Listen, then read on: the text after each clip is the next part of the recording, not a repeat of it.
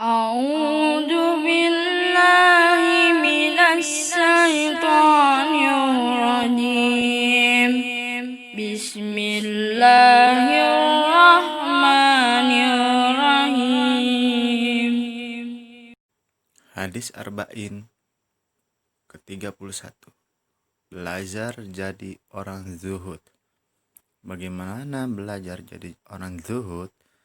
Dari hadis Arba'in karya Imam Nawawi, berikut akan menjelaskannya. Dari Abul Abbas Sa'ad bin Sahal As-Sa'idi radhiyallahu anhu berkata, ada seseorang datang kepada Nabi Muhammad sallallahu alaihi wasallam. Lalu ia berkata, "Wahai Rasulullah, tunjukkanlah kepadaku suatu amal yang apabila aku lakukan, Allah mencintaiku dan manusia juga mencintaiku."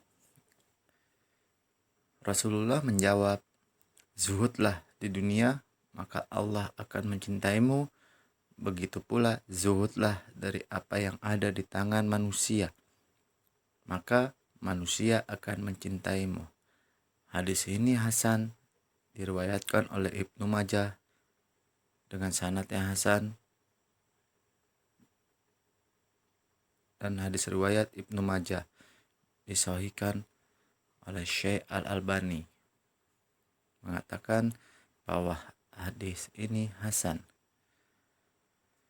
Keterangan hadis di atas, zuhud secara bahasa berarti meninggalkan.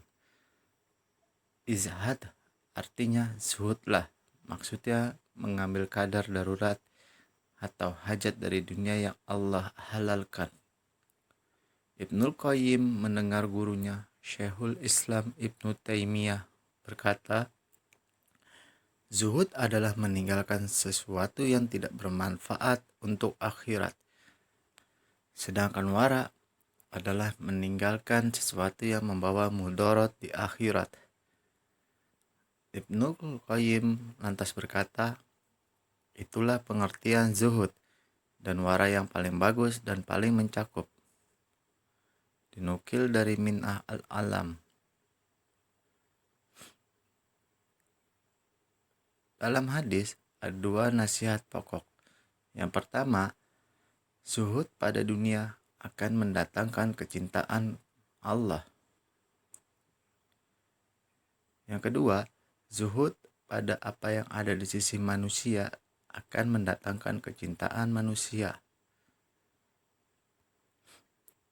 Dunia itu artinya sesuatu yang rendah atau dekat. Dunia disebut demikian karena dua sebab, yaitu dilihat dari sisi waktu karena dunia itu sebelum akhirat. Dilihat dari sisi kedudukannya lebih rendah dibandingkan akhirat. Faedah hadis di atas. Yang pertama, sahabat Rasulullah Shallallahu Alaihi Wasallam sangat tamak dalam melakukan setiap kebaikan. Mereka adalah manusia yang terdepan dalam melaksanakan kebaikan daripada yang lainnya. Para sahabat betul-betul ingin mengetahui suatu amalan yang dapat menyebabkan mereka mendapatkan kecintaan Allah dan kecintaan manusia. Oleh karena itu, mereka menanyakan hal ini kepada Rasulullah Shallallahu Alaihi Wasallam.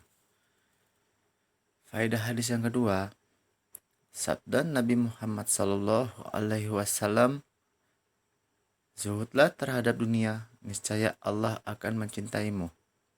Menunjukkan bahwa kecintaan Allah diperoleh dengan zuhud terhadap dunia.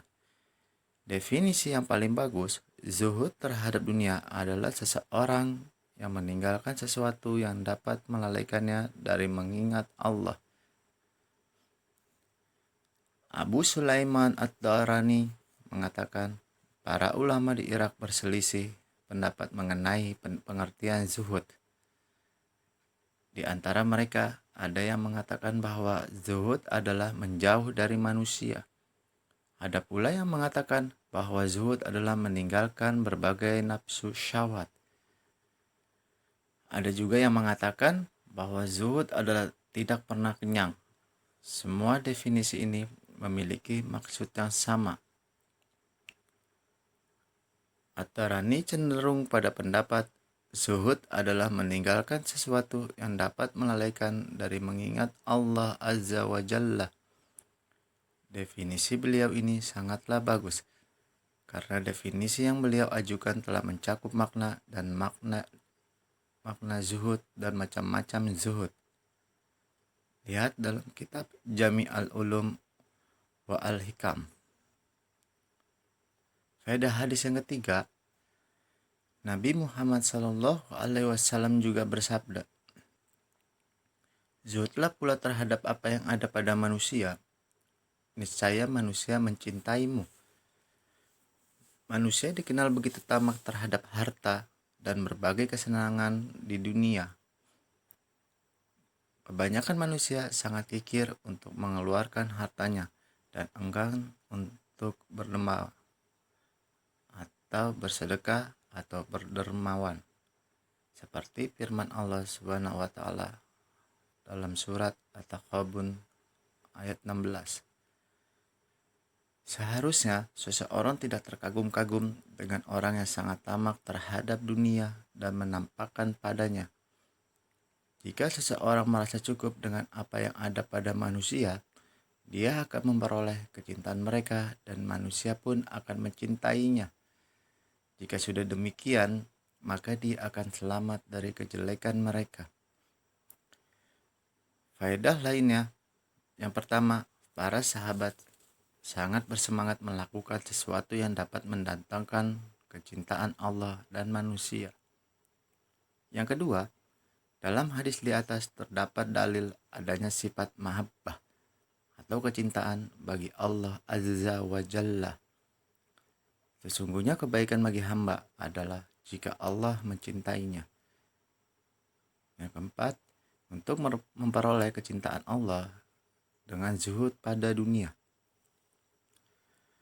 Yang kelima, sesungguhnya jika seseorang zuhud terhadap apa yang ada pada manusia, hal itu merupakan sebab baginya untuk mendapatkan kecintaan mereka. Zuhud seperti ini akan membuatnya memperoleh kebaikan dan keselamatan dari berbagai kejelekan manusia. Yang keenam, hukum zuhud. Zuhud terbagi menjadi 3. Yang pertama, zuhud pada syirik, wajib. Zuhud pada maksiat, itu hukumnya wajib. Dan yang ketiga, zuhud pada yang halal, maka hukumnya sunnah. Itulah bahasan hadis. Kaidah dari hadis, kullama kunta amma fi ayyidin nas kullama kunta lahum ahab. Yang artinya, jika engkau semakin menjauh dari segala yang dimiliki manusia, engkau akan mendapatkan cinta mereka.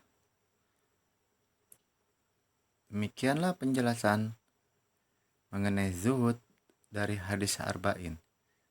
Semoga ilmu ini bermanfaat untuk kita semua, khususnya umat muslim, agar kita semakin bertakwa kepada Allah Azza wa Jalla